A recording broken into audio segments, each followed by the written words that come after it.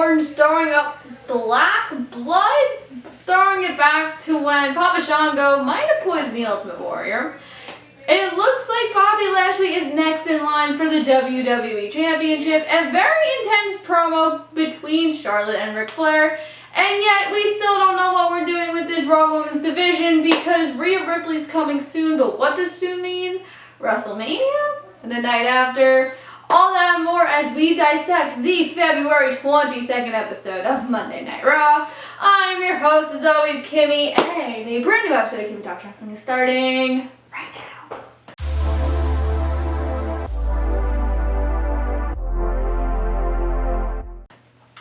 So, on the back burner of probably what was the most average Elimination Chamber pay-per-view in history, Monday Night Raw, what the hell are you doing?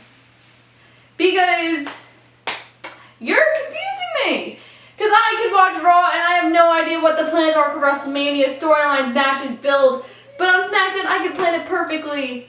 And this Raw just confused me, but not confused me. First of all, I was shocked that Drew was not on this Monday Night Raw. I don't know if there's a reason for it, injury or whatever. But we start off with, of course, The Miz celebrating the fact that he won the WWE Championship yesterday. He's the first ever two-time Grand Slam champion, which is a really cool accomplishment, so congratulations. He's earned it. No one listened to me. You know, I've been telling you guys for weeks, like, always look at me, and now I finally have the title. MVP and Lashley come out and they're like, you forgot to mention the fact that it was because of Lashley that you won the title, and now they give a ultimatum that The Miz has to give Lashley a title opportunity, which I did say in my, review of the Elimination Chamber, that's probably what's going to happen. So an hour goes by, and The Miz is like, I need more time to think. And I'm like, what are you thinking about? Like, what is there to think? Like, you can't avoid, like, defending your title against Lashley. Like, you don't have a choice in the matter. And then it was announced that it is going to be Miz versus Lashley next week. Alright, Adam Pearce made this decision. And then Braun Strowman comes out and is like, you screwed me. How did we screw, like, we didn't screw you, my dude. You've been off of TV for weeks because you were suspended. Then you lost 15 pounds in 5 days, which is extremely unhealthy. So we didn't screw you. You weren't here. And he wants an opportunity, and he was like threatening the fact that Shane and like Adam has a vendetta against him.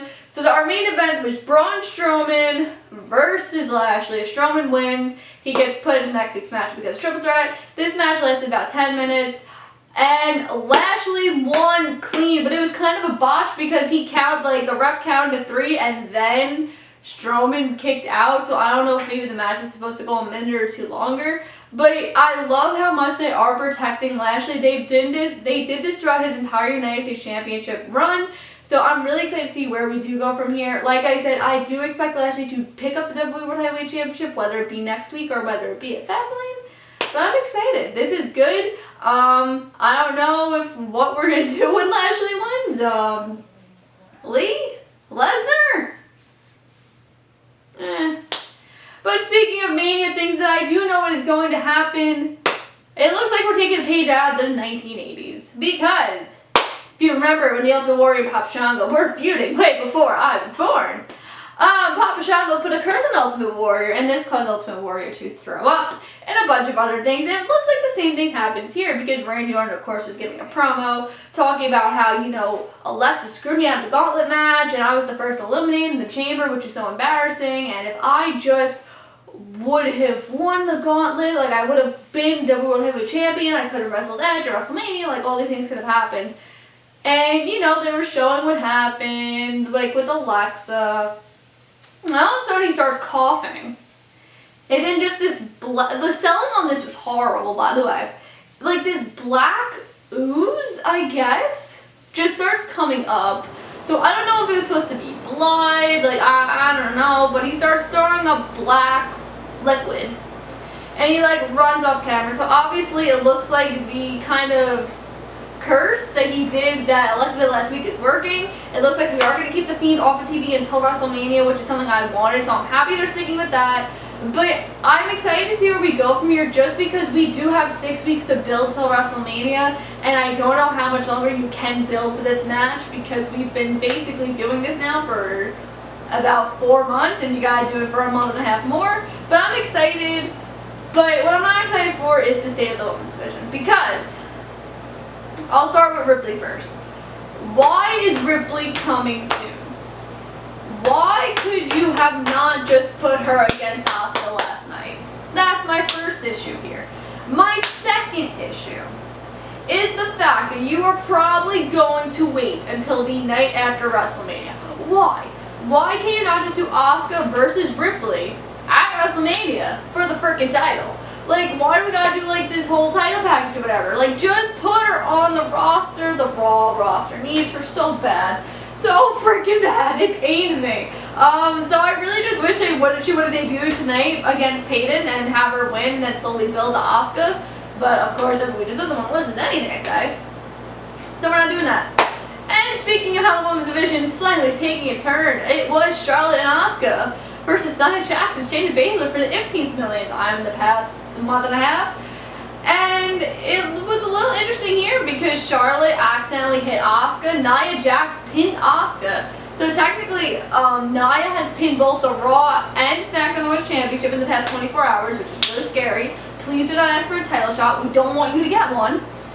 And this led to a very tense promo between Charlotte and Ric Flair. And Charlotte saying how you're distracting me from my work, like this isn't who I am in the ring. You joke about this baby thing like it's yours, like you're just attracted to women, especially those with blonde hair. You can't keep doing this to me. Like, you say I'm trying to defend our family name and make my legacy and you're ruining it. And Ric's like, I'm not trying to do that, I'm not trying to do that. And Charlotte's like, just stay out of my business, get away. And this was really good. But here's the thing. What are we building to this? Like, we're not going to build, obviously, the Charlotte versus Ric Flair. That is not going to happen. But I just don't know what we're getting at here. I love the story. I thought the promo was really good. This was actually one of Charlotte's best promos that she's cut in a really long time. But I just don't know what the end goal is for this feud, because Lacey cannot wrestle for 9 months. More than that, actually, because she is having a baby. And, you know, Rick tried to make this point, like, I saw Lon Lacey and I just wanted to help her. Like, what's next? Like, are you now going to put Rick with Peyton? Because Lacey and Peyton were tag team partners? Like, I don't know. It does kind of confuse me because, like I said, I do not see them doing Charlotte versus Ric Flair. But what's the end goal? That's all I want in life. I want to know the end goal of this feud. Those are really the main parts of Raw. New Day versus Retribution was funny because Reckoning came back and Woods and Kobe were like, oh my god, Reckoning's back, let's do it, Reckoning and Woods, let's go, woo, yeah. So I thought Raw was okay. It was obviously, like, Raw's been on a downfall since the beginning of 2021, let's be real. But I just want to know what what the plan is at Mania, because a lot of things are really unclear right now, and it kind of does scare me, because I like being surprised, I like the unpredictability, but still, like, what are we doing here, guys? Come on. With that being said, make sure to like this video, comment what you guys thought about Raw, the good, the bad, the ugly, what you think happened at Mania, Fastlane, all that good stuff. Make sure to subscribe and click that bell for notifications, and if you have not seen, I uploaded, I believe halfway through Raw, the intro video to me. Please check out that video. My roommate and I literally worked for 4 hours. Well, I'm recording this on Monday. Me and my roommate worked 4 hours on this video. It was really hard to do. And I thank her so much for helping me with it. I hope she can hear me. She's very far away from me right now. But please check it out. Get to know more about me and all the nice things that make up the smiling person you get to see behind this camera. Again, thank you all for over 130 subscribers and counting. Let's get to 200, and I will see you guys on Thursday for our Dynamite review. Bye, guys.